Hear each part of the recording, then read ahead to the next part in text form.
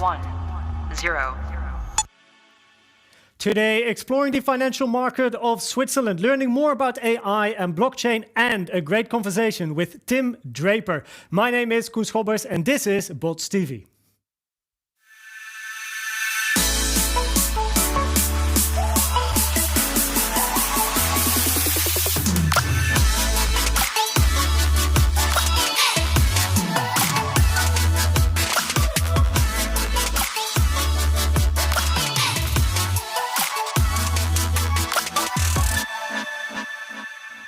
Welcome and thank you for tuning in to today's episode of Bots TV, live from the headquarters of Bots in the Netherlands in Haarlem. Now, before we start, I do like to say that everything we talk about in today's show is no financial advice. Make sure to always do your own research. Of course, I'm sitting next to Herbert. Herbert, how are you doing? How was your week? I'm all right. Well, the past 2 weeks we've seen a slightly downward going Bitcoin market. I do hope today will be the last day of that, and there are some positive signs, so I'm okay. Yeah, let's hope we are going towards the predictions that our guests have in the show around Yes, 100k eventually. That's right. At the end of this year.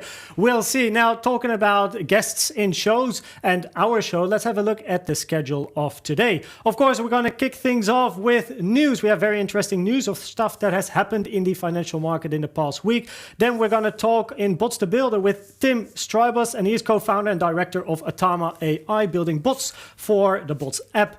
Then in Bots Topic, we're going to talk with Tim Draper. And because we spoke with Tim Draper and we took some extra time to actually talk with Tim Draper, we will talk about the Bots Leak in the episode in 2 weeks' time. So today, we won't talk about the Bots Leak, but we have an extensive and long interview with Tim Draper. Then in Bots Around the World, we will talk with Chris Thomas about the situation in Switzerland, and Chris is the head of digital assets at the Swiss Quote Bank. And then finally, in Bots Users, we have a great tip from one of our users. He's called Navin, and we will talk about his tip that he has for the Bots users. So let's kick things off with Bots News.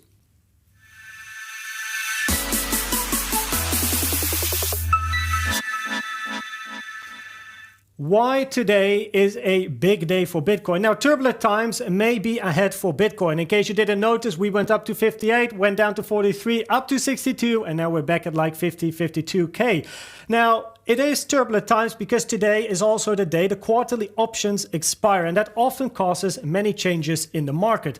After the previous two expiration dates, we saw the Bitcoin price rise sharply. At the end of December, we all still remember, Bitcoin reached a new all-time high. Where will Bitcoin go this time? Will we go up? Will we go down? It's yet to see. Will Bitcoin become a substitute for gold? Last Monday, Federal Reserve Chairman Jerome Powell spoke about cryptocurrencies during a webinar. He mentioned Bitcoin in particular, saying he sees the cryptocurrency as a substitute for gold rather than the dollar. However, he cautioned that crypto assets, including Bitcoin, of course, are highly volatile and not useful as a store of value. Powell also said that the US inflation this year will likely be a one-off, which was enough of a statement to send the dollar up and gold down. Now, if you have any thoughts about this, make sure to write them in the chat. If you have any questions during today's episode or the news items, make sure to write them in the chat. Herbert, I think it's very interesting that Federal Reserve Chairman Jerome Powell spoke about Bitcoin in comparison with the US dollar and gold. And what's your thought about it? Well, I think Powell has been misunderstood a bit. The Bitcoin community has been cheering about this statement of his that Bitcoin is like digital gold. Well, if you look at everything he said, put it into context, he was very anti-digital. He said Bitcoin is not suitable as a means of payment. He said stable coins are not a basis for a global monetary system.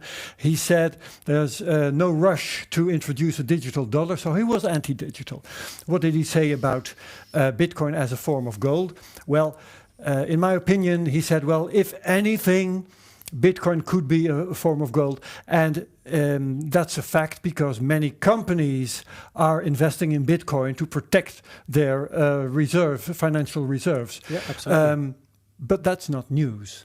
So I think this has been a bit exaggerated as Powell's Bitcoin fandom. I think it's not that. And what do you think of his point of view? Because it is interesting that in a very digital world and only growing and becoming more digital, he is actually against the digital currencies, even stable coins or maybe coins from central banks. What do you think about that? Where is it going with America?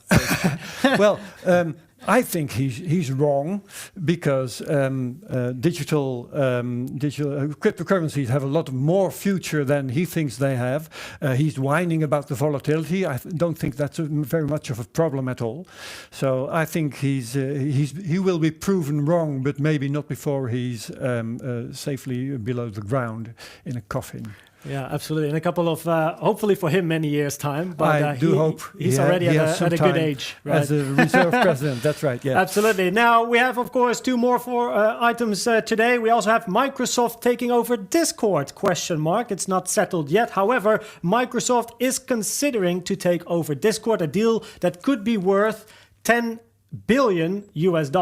Discord rose in 2015 as a hub for gamers to communicate by video, voice, and text. And of course, during the pandemic, Discord quickly adapted to facilitate innovative ways to maintain social communications, resulting in the growth of the platform. Then, Lira down, Bitcoin up.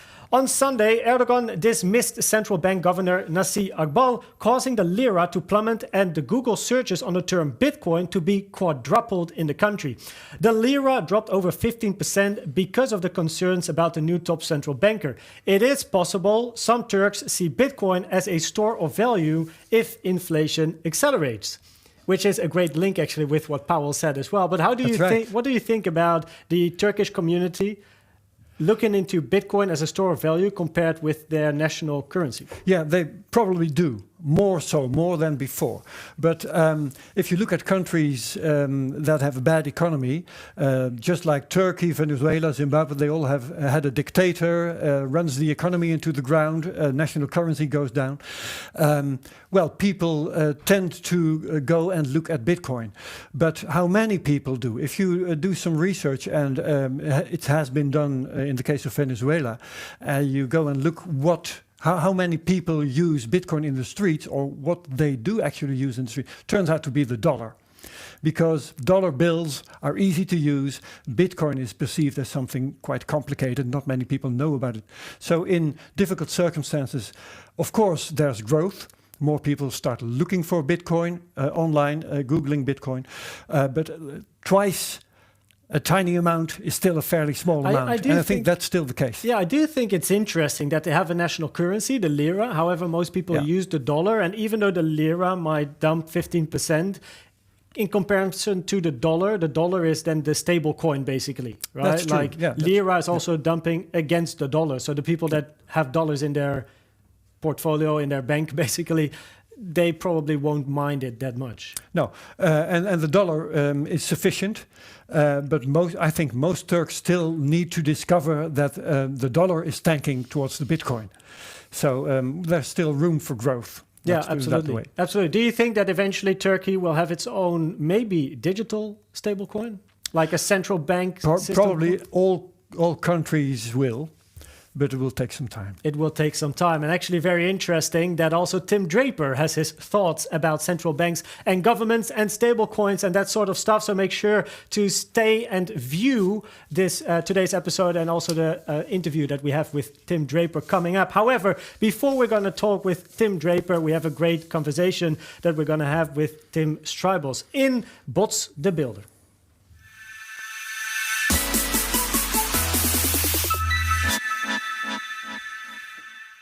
Yes, so Tim Straubels, he's the co-founder and director of Atama AI, and he is making bots for the Bots app, so basically for you, the users. Now, if you have any questions for Tim, make sure to write them in the chat, and we will make sure to ask them for you. Tim, welcome. Great that you are here and that you were able to find some time to join us in today's show. Sure, thank you for having me. So first of all, you are the co-founder and director of Atama AI. Can you give us a little bit of a background story about where your passion for AI and eventually Atama AI comes from? Yeah, basically it's just technology. I've always been interested in technology. I was always playing with computers and programming a bit myself. And in university, I already had a startup, also with some encoding going on. And yeah, basically this continued, and at some point AI became more accessible to the common programmer and the common person.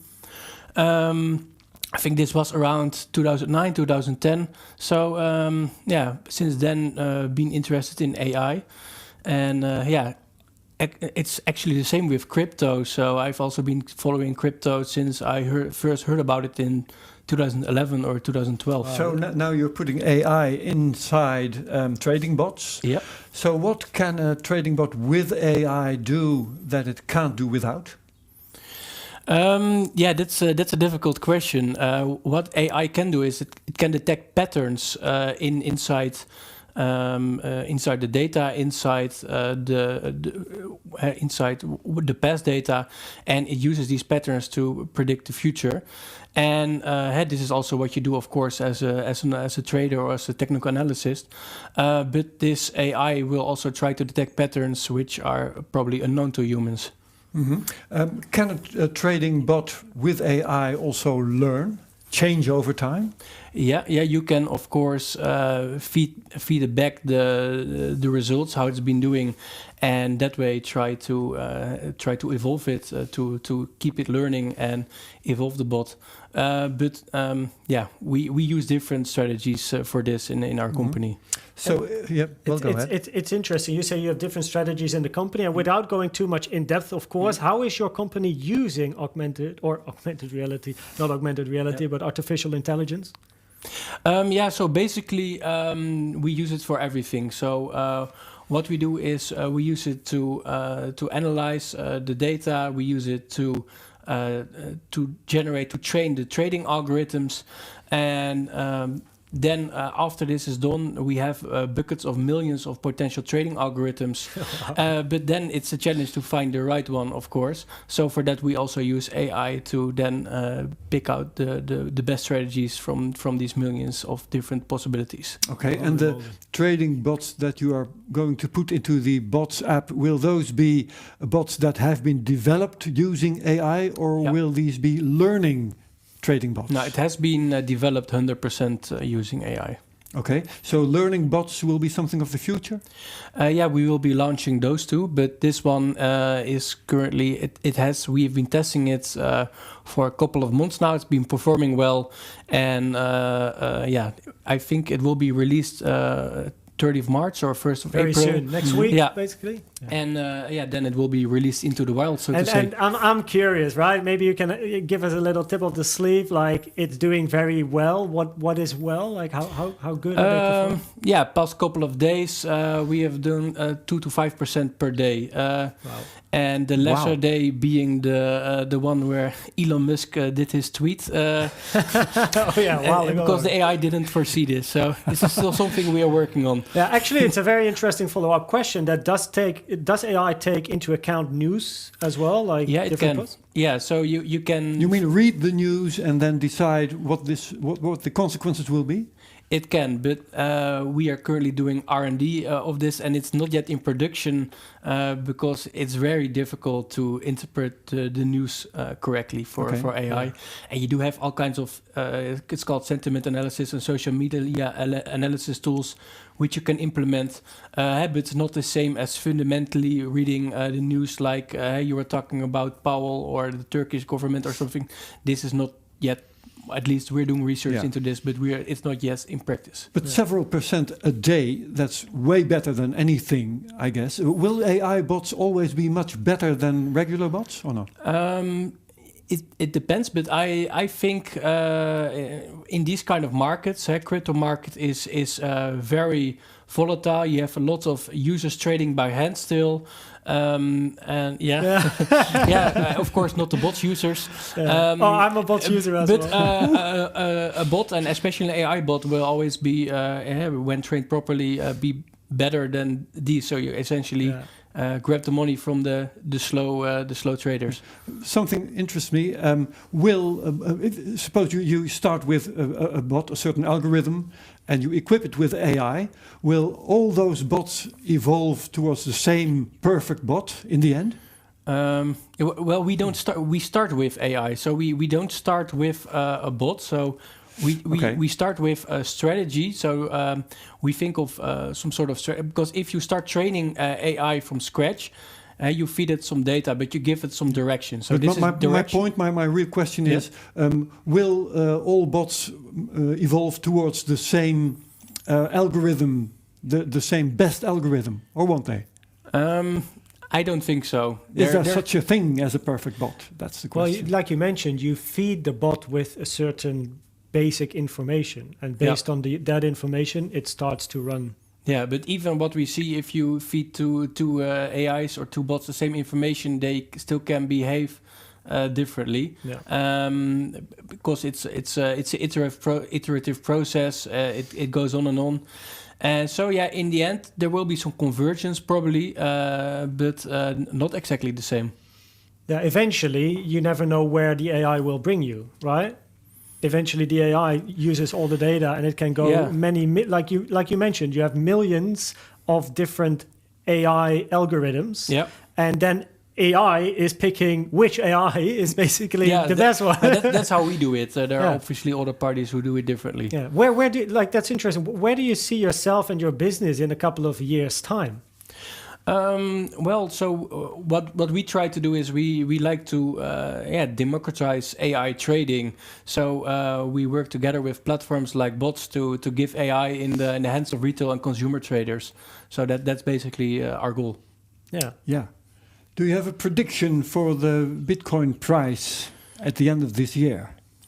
Yeah, I will have to go with the crowd. I also think around 100K. Yeah. So end of the year. It won't be as steep as it has been growing early this year, but the demand still is there. And 100K for sure. Yeah, growth takes time. Yeah. Right? Eventually. Yeah.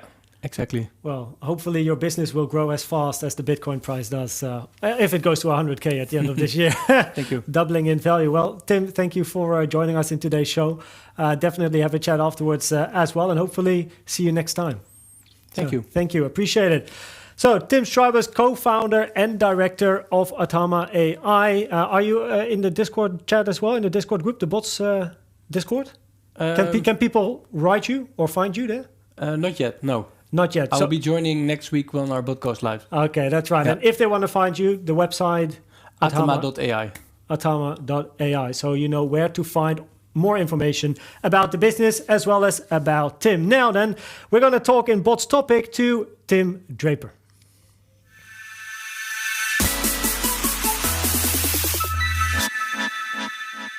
Tim Draper, it's great to have you here. Thank you for having some time to join us in today's show.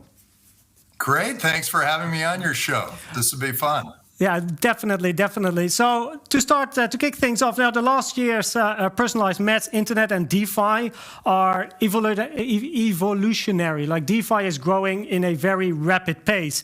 And in your opinion, what are the trends to look out for when investing in the current space?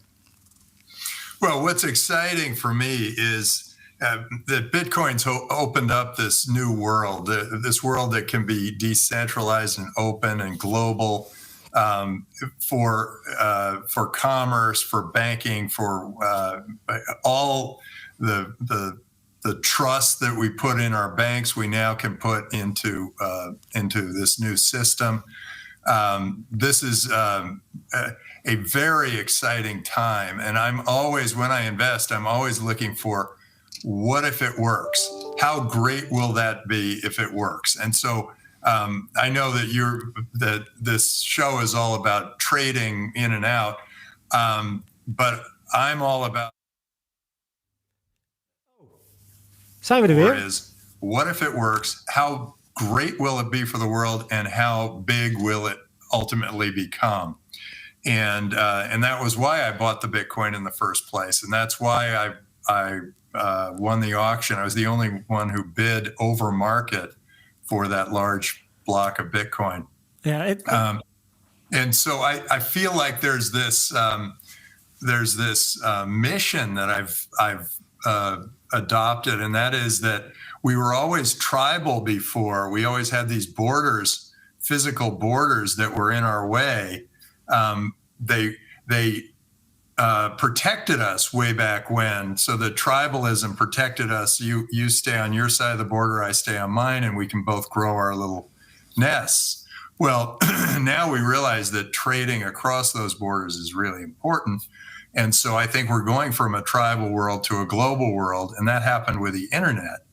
Well, now I think it's happening with Bitcoin. All of a sudden, there's a currency that can that promotes trust and promotes freedom and allows people to operate outside of their national borders.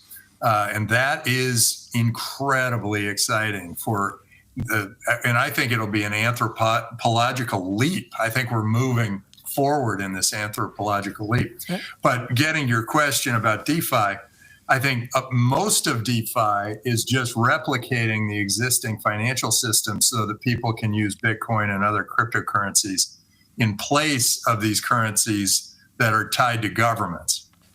And I think that the best governments are now recognizing that they need to attract these innovative people to their countries. And so some of the best governments are saying, yeah, we're going to make Bitcoin a national currency like Japan did.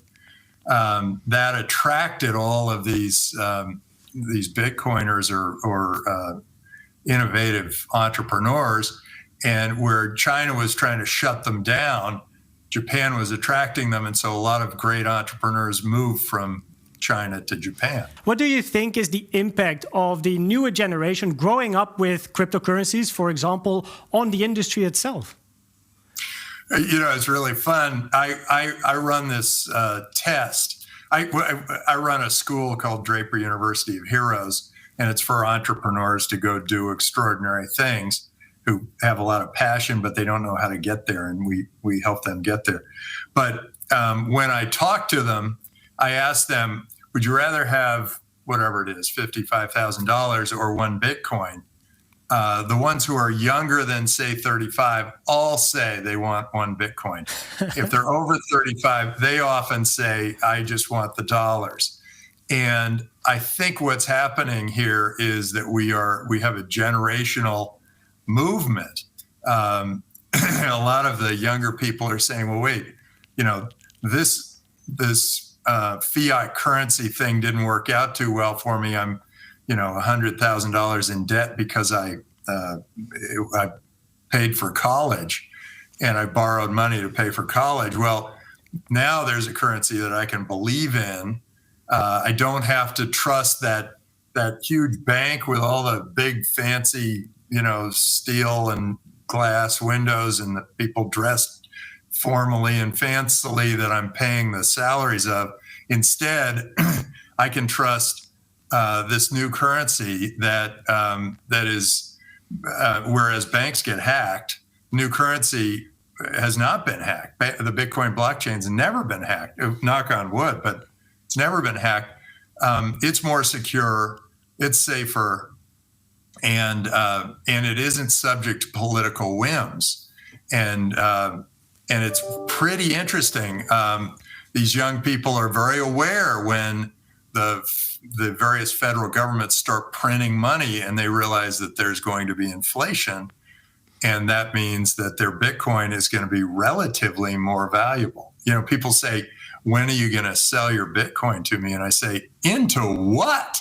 Why would I ever sell the currency of the future and turn it into the currency of the past? It's like, here, let me take your dollars and turn them into Confederate dollars or drachma or French francs or whatever. Those currencies are gone. And I think that will be the way. And people say, well, Bitcoin, isn't it very volatile? Well, no, one Bitcoin is still one Bitcoin. It's all these other currencies that are very volatile as they slowly disappear from use. Exactly. And I think that's happening, and it's coming. Powell mentioned that Bitcoin is more looking like a store of value, like gold, instead of a currency like the dollar. What do you think about that? Well, I think what they're looking at is the world as it is right now.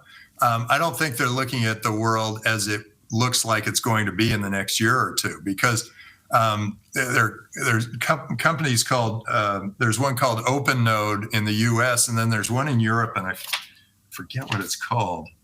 It's called LastBit. And they're making it so that a retailer can accept Bitcoin frictionlessly, and that way they don't have to pay the banks the 2.5% to 4%, and then they can pass that on to the shopper. And it's interesting that only 1 out of 14 Bitcoin wallets is owned by a woman, but women control 80% of retail spending. And so once people are able to buy things retail with Bitcoin easily through OpenNode or this LastBit, I think there will be a real reason for all those women to start getting Bitcoin wallets and spending money that way. This is an evolutionary thing that's happening, and in DeFi, in this DeFi world, there are all the traditional things that are happening where you're now able to use Bitcoin for lending, for borrowing, for trading options and futures and whatever. That's all happening now. The retail is just starting to happen, and now there are starting to be things like micropayments, something you can't do with fiat currency. If the Lucasfilm people have to pay the assistant to the assistant lighting director every quarter, it costs them $7 to send a check, and that check says it's for 35 cents. That makes no sense. But if they just gave the guy a Bitcoin wallet, they could do micropayments, and every time somebody went to the movies, that micropayment would be paid all the way across to everybody who contributed to that movie. Sending money overseas, paying people overseas is going to be a major advance using Bitcoin, because there's so little friction in moving the money across borders, and that gets me to another sort of piece of thinking I've come up with, and that is, as an employer, I'm looking at, during COVID, all I'm doing are Zoom calls. It's just, I have Zoomitis. I've been doing it all along, but I do realize that this is the future of work. And I've found that my employees, my team, has said, hey, I'd like to move somewhere else because, I don't need to be in the most expensive place to live. I can move somewhere else. So they can create a better life for themselves, where there's better schools or less regulation, or better power or fewer fires or whatever, and I can still get the same work out of them. But it also means that when I hire, I'm not going to want to hire people I'm going to be less interested in hiring people in a jurisdiction that forces me to do all these special things for my employees. I would be much more interested in hiring somebody from another country where they love the work and they're thrilled to be working there, rather than a group that feels like they're entitled. So this all of a sudden opens up the whole nature of what is work, how workers will operate. And we all know what a Bitcoin is worth now. So let me take you back a little further. If you're in Chad or the Congo or any of these very difficult African countries, or in some places in Southeast Asia and some places in Latin America, you don't trust the government. There isn't trust, and so you don't have an incentive to build anything, because if you build something of great value, the government will come and take it from you. Or if, like in Nigeria or Argentina, your currency drops 50% a year, there's no reason to build value in that currency. And so there's no real incentive. They live for the day because they're thinking, God, if I build anything of value, they're just going to come with guns and take it from me. Well, all of a sudden there's a currency that is globally recognized, and anyone can work in Bitcoin. And all of a sudden these people are going, well, I can build something of value in Bitcoin and I can hold that value. I don't have to be building up my Nigerian naira or my Argentinian pesos or my bolivars from Venezuela. I can be building up my Bitcoin, and that encourages people to do more work, and they are incentivized to do more things.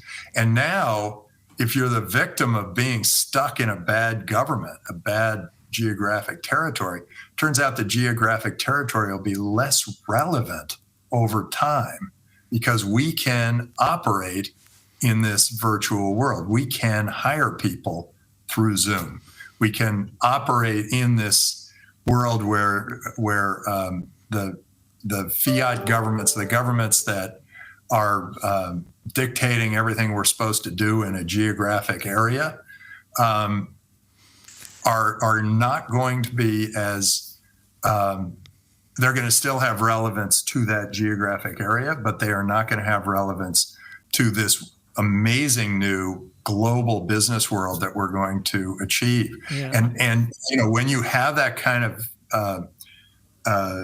decentralized, open, transparent, and frictionless world, you are going to create a wealthier world. You're going to create a world where trade moves things much faster. People will not starve. They will have better knowledge of equal opportunities. Environment. What's that? Equal opportunities, basically. Yeah, I think it's going to be equal opportunities, and not just within a geographic area. It's going to be all over the world. And that's a major breakthrough. And that's something I've been very excited about. European or global commissions are trying to control the cryptocurrency industry, specifically Bitcoin. What do you think about the tension that these traditional organizations have towards a new and growing potential future currency? Well, I think the governments that overregulate do it at the peril of their people. So I think government officials and leaders and politicians all have to look at themselves in the mirror, and they have to say, am I doing this just so I can consolidate power for myself, or am I doing it for the good of my people? And if they're doing it for the good of their people, they'll make Bitcoin a national currency. They'll encourage the use of cryptocurrencies around their country. They will encourage entrepreneurs to build more value there. The ones who put restrictions on cryptocurrencies do it at the peril of their people, and they're doing it maybe for selfish reasons. And I think you're supposed to be looking out for the people of your country. And if you're looking out for the people of your country, you want this, because you want all the innovation that's happening in Bitcoin and cryptocurrencies and NFTs. You want that innovation to come to your country. You don't want it to go to other countries. And if you start saying, oh no, we're going to do our own national cryptocurrency or whatever, you are isolating yourself and your people, and you are making them a poorer country. And that is going to be, the way the internet made the U.S. super rich because they were hands off and they just said, hey, let's let this thing run. I think the countries that open up and allow these currencies to run are going to be the wealthiest countries in the next 10, 20 years. Their people are going to be much wealthier. Yeah, someone in the show that's called Tim Draper, and he is the co-founder of Atama AI. And he had a question for you, hence the reason why I bring it up. And his question for you was that basically both technologies, talking about crypto and AI, are emerging. How can these strengthen each other? Well, AI is going to make all our lives a lot better. I mean, any repetitive task should be able to be done by AI. And as my son says, all our jobs are going to be taken by AI. Well, that's kind of a fun way to start thinking, because let's say, and it got me thinking. I was thinking, if my job's going to be taken by AI, first, how are we going to do that? How do we make it so my job is taken by AI? And that would be, as a venture capitalist, I'm interviewing entrepreneurs and I'm trying to figure out who's doing what. I can ask certain questions. I can look for certain responses. I can watch the face for embarrassment, excitement, whether they're lying or not, whatever. All those things can be done through AI. And so all our jobs are going to be taken by AI. So we're going to be able to be more creative and more inventive, and we're going to come up with new jobs that may be like our existing jobs, but a lot of those mundane tasks are going to be done by robots, and that is incredibly valuable. How do AI and Bitcoin come together? I actually think it's pretty interesting, because I always say that Bitcoin, smart contracts, the blockchain, artificial intelligence, and all these new surveillance technologies make it so that you can actually transform the biggest industries in the world. You can use AI is really taking the healthcare world by storm. That does a better job of determining a diagnosis. It's called Cloudmedics, determining a diagnosis than the average doctor does. And when combined with a doctor, it does even better. The final question of the show is always, what guest or who do we need as a next guest in our show? Do you have anyone in mind that we can invite for the next episode in 2 weeks? Yeah, there are a lot of great, I would pick people like Mark Andreessen or Peter Thiel, or pick futurists, people who have a good view of the future, who are looking forward and have a good view of the future. I think those would be good choices. Well, we will, and definitely that's also the kind of people where you belong to. Thank you again for your time. It's been an amazing interview. Great talking to you, and I'll be following you online as always. Good luck, and thank you again. All right, follow me on Twitter, anybody who's out there. Thank you. Bye-bye. Yes, so that was the recording of the interview that we had with Tim Draper yesterday in today's show. So that was a great conversation with Tim Draper. Now, I do have to say that the full interview will be on YouTube after today's episode. The full interview is around 30 minutes long. This one was around 15-19 minutes long. So the full interview and our full conversation will be visible on YouTube, viewable on YouTube after today's episode. Now, Herbert, wow, Tim Draper spoke about so many different topics, and his answers always had a lot of in-depth knowledge, not just a very short answer, but very long and knowledgeable answers. What do you think of what he basically spoke about in general? Well, he's a big shot, of course. He's an important thinker. He was early to the game. He was smart enough to buy his bitcoins early. But I do disagree with him on a couple of counts. For instance, he says he makes it look like Bitcoin is not volatile. He says 1 Bitcoin now will be 1 Bitcoin in the future. So where's the volatility?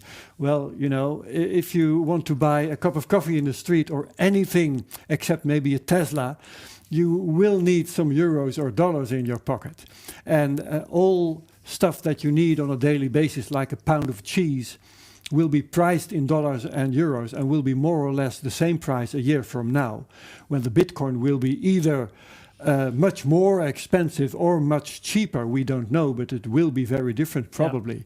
So there's no arguing about it. The Bitcoin is volatile. Yeah, I think he's like comparing Bitcoin with traditional currencies, whereas many people compare traditional currencies with Bitcoin. And his point is, of course, the Bitcoin will be more important as time goes on, and that's true. But he can't go and tell us that the Bitcoin is not volatile right now. It's too early, basically. Yeah, it's too early. Yeah, and same goes for. He makes it look like Bitcoin is an island of stability, has never been hacked. Of course, that's true. Stuff that gets hacked is, for instance, wallets, but Bitcoin itself has not been hacked. That's true. But it is subject to market manipulation by whales, which in turn leads to volatility and everything. Which also leads to, like, the market cap is important here. The bigger the market cap eventually is, the less influence one person might have, but the market cap is not up there yet. No, but as market cap grows, volatility goes down. That's also true. He says Bitcoin is suitable for micro payments. Well, it's not. There's transaction fees and all that. Of course, we do have the Lightning Network, but Lightning Network itself has to grow inside Bitcoin, which has to grow in turn. So there's a lot of work to be done, and a lot more work than Tim Draper pretends. So that's another thing. And, well, being a big holder of Bitcoin himself, of course, he has a vested interest in promoting Bitcoin. So I'm looking at the interview with that in mind. Of course, he's bullish. Right? Of course, he's bullish. He has to. He bought, what was it, in 2014, around 18 million US dollars. He had 18 million to spare. Okay. Exactly. You can afford to be smart then, can't you? Yeah, exactly. And I think what's interesting about one of his answers is that we started talking about cryptocurrency, but eventually he was thinking that the impact of crypto and especially Bitcoin and currency and the innovations in currency in general will also impact work, home life, and that's true. Economy, and the governments and the countries with poor societies, or not necessarily poor societies, but with a poor national currency, basically, where you can't really... Like Turkey, like Venezuela.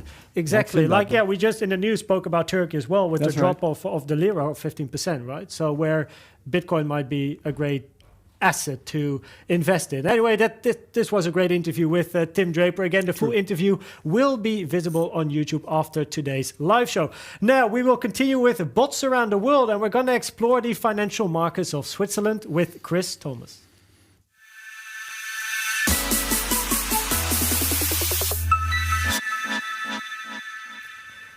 Yeah, so Chris Thomas is the head of digital assets at the Swiss Quote Bank. And Chris, thank you for having or making time to join us in today's show. First of all, how are you doing? I'm very well, thank you. Spring is here. It's sunny in Geneva, or just outside Geneva, just by the lake. So happy days here. Oh, beautiful, beautiful. Well, luckily in the Netherlands, we also have blue skies and sunny weather. So we can say we're joining you on that one. Now, we just had an interview with Tim Draper where we spoke about Bitcoin and everything that's going on, and everyone has their own opinion. Now, in Switzerland, what is the general sentiment of cryptocurrencies and Bitcoin? I mean, you probably well know, but the Swiss have been very positive towards adopting the Bitcoin and cryptocurrencies as a whole, probably off the back of the fact that the Swiss banking system has changed so much over the last 10, 12 years. They no longer have that secret power of the banking secrecy to the extent that all the money would come into Switzerland, and they've had to reinvent themselves somewhat, and crypto came at the perfect opportunity, timing wise, so 3, 4, 5 years ago. So we've been it really is a powerful ecosystem. It started off in Zug, the canton of Zug, which is like half an hour from Zurich, and it's moved across into Zurich, and it's spread down south towards Geneva into the French speaking area. And there's a lot of startups, and of course, we're a bank who've been in crypto since middle of 2017, preparing all of that launch through 2016. One of the first European banks. We also see now all of the other banks are coming to us and our rivals to start exploring and saying, hey, we need crypto because our clients are always asking us. So the whole Swiss ecosystem's just expanded to, it's probably further ahead of, it is further ahead of most other countries. So, Chris, you mentioned the banking secret. Now, in the European Union, in many countries, we now have some fairly strict anti-money laundering laws. So how's that in Switzerland? It's super strict as well. The checks, so obviously I've got to be careful what I say here, but I know for a fact that my compliance and legal teams they go through a very robust AML KYC process. They obviously have to, at very minimum, meet FINMA's requirements. FINMA is the regulator in Switzerland. But yeah, it's very, very strict. Yeah, and I've heard about Swiss banks doing crypto business, like offering crypto accounts to their customers. How many banks in Switzerland actually do? Yeah, it's a very good question. There's certainly, effectively, there's like four banks that are the key banks that will offer crypto to their customers just now, today, but there are a lot on the fringes who are currently putting that infrastructure into place. So if we fast forward 6 months, I would say there's definitely 10 to 12. Just now there's 4 with maybe 1 or 2 others coming online now. But at the same time, Herbert, as well as Chris, I heard about the rejection of Bitcoin Swiss, I believe, right, for a banking license. Yeah. How does that work? Yeah, it's interesting. I guess, again, I've got to be careful what I say here, but, through the ICO boom in 2017, perhaps they were a little bit relaxed as to their processes. And hence, fast forward to today, I'm impressed with what they've done in terms of their organizational structure. They've got a lot of very professional people there. They're moving forward in the right direction. They've got fantastic tech. But FINMA were not fully happy with what is happening behind the scenes for some reason or another. And so they've had to say, no, we don't approve of you having a banking license for just now. Perhaps that will be reviewed. I don't know whether Bitcoin Swiss will go back and review it in 6 months' time and try and push it through, or whether they'll look and pivot and go in a completely different direction. Okay, so how about crypto knowledge and crypto participation in the Swiss population? Yeah, so amongst, I guess, professionals, it's quite high. You see in Geneva and in Zurich on the trams that run up and down the main streets, they're quite often absolutely covered side by side with all these Bitcoin logos, whether it's one brand or another, competing for that space, because that's the prime real estate in the middle of Zurich and Geneva. Plus, in the airports, there's quite often a lot of big advertising posters. I'm sure most of us haven't really seen these much in the last year or so. But so I would say at the professional level, there's a high understanding of what crypto is. If it goes down to the average Swiss person who knows, maybe as a farmer or has a non-professional job, perhaps it's a bit different, but then that's probably the same in any country around the world anyway. Yeah. I'm interested in another thing. You mentioned the country of Zug, the province of Zug. I heard you can pay your taxes in Bitcoin there. Do you have any idea how many people really do that? I have no idea whatsoever, but I think that, the canton of Zug is where the ecosystem blossomed from. Historically, canton of Zug was, I think it was the lowest tax jurisdiction or canton in the whole of Switzerland, which is why it then attracted so many interesting corporates, like especially hedge funds and commodities trading companies. And then from that, it has developed. They've kept that innovation, and the canton are, they're open to receiving Bitcoins. The question is whether they keep the actual Bitcoins or if they just switch them straight into Swiss francs. Okay. I suspect they'll. As a closing question, can we have your prediction for the Bitcoin price by the end of this year? Yes, but I'm going to say there's two possibilities. Okay. I don't think we'll be here. I think we'll be either above 100,000 because we've got further adoption and because more retail have come in and more institutional have come in, or we might well have had a crash by the end of this year, in which case I think we'd probably see a bottom around 25 to 30,000 because there's a lot of buying around 30,000. So we may test just below that level. So somewhere lower or higher. Yeah. Also because of the institutions jumping in around the 30K mark. Of course. So, yeah, well... a very significant mark for them. Absolutely. Well, Chris, thank you for your time. It's been great talking to you in today's episode of Bots TV. Hope you will continue to do well and keep us up to date in a future episode. Thank you. You're welcome. Appreciate it. So that was the conversation with, again, Chris Thomas. He is the head of digital assets at the Swissquote Bank. Now we will continue with bots users.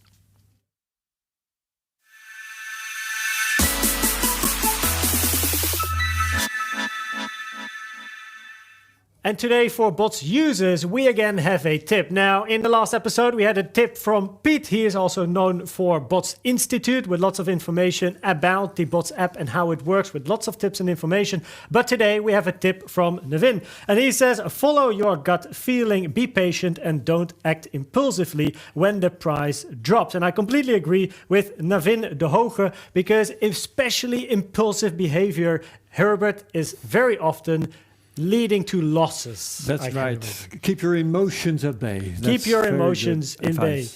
Exactly. And the explanation of Navin is that follow your gut feeling. If you don't feel good about a bot or it doesn't meet your expectations, you can easily just sell it again, or in bot terms, just go out of the bot. Also be aware that it may take some time before a bot gets the best return. So be patient. And most of all, don't act impulsively. There we go. When the price drops, especially in the last couple of weeks, I hope many people just kept their money in the bots and don't just take it out and put it back in all the time. If you have any problems or questions, this is, I think, a great tip from Navin as well. Check in on Discord, where there's a huge bots community, or contact the support team because they are always willing to help you. So yet again, I think there's multiple lessons from Navin here in this one tip. But I believe the most important one is just let the bots do the work. Don't, because of markets crashing or whatever, have the impulse to put it out and back in again. Let them trade for you. Let them trade for you. That's where the bots are all about, right? If you want to trade yourself, just go to an exchange, put money on it and do it yourself. But the bots are there to basically get passive income. So great tip from Navin.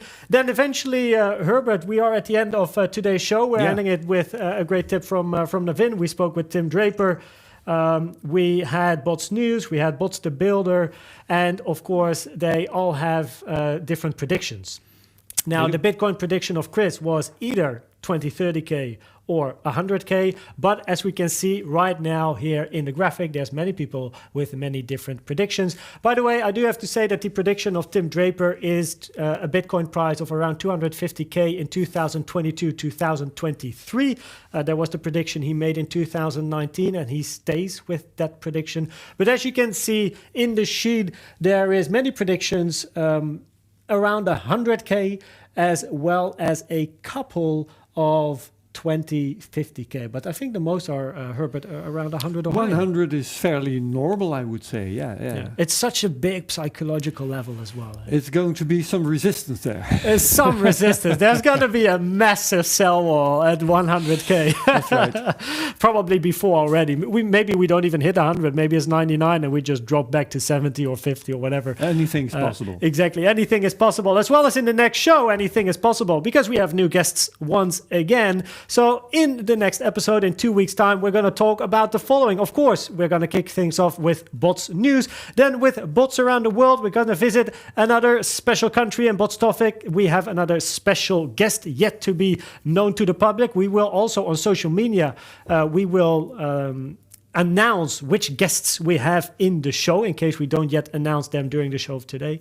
In Bots the Builder, we're going to talk again with Damien Voorhagen, and then eventually Bots League and Bots Users. So we are going to talk about the Bots League in the next episode, because there's great progress in the league, and of course we like to update you about it and talk with Arthur about the league. So Herbert, this was it. today's episode. That was Time flies. impressive. I'm still thinking about the interview with Tim Draper. I think I'll re-watch that on YouTube. Yeah, I think that's a great little tip for the viewers as well. Again, the full interview with Tim Draper is viewable on YouTube after today's episode. I'm pretty sure that a moderator in the chat can give you the link because we're at the end of the show right now. Probably the video is already on our YouTube channel. So the moderator will be able to get you the link in the chat and you can just watch the full 35 or whatever minutes with Tim Draper. For now, we both bots, of course, like to thank you for watching today's episode. If you don't follow us yet on social media, make sure to do so or join the Discord group and ask questions because there's a great community in that group. For now, thank you for watching. See you in 2 weeks.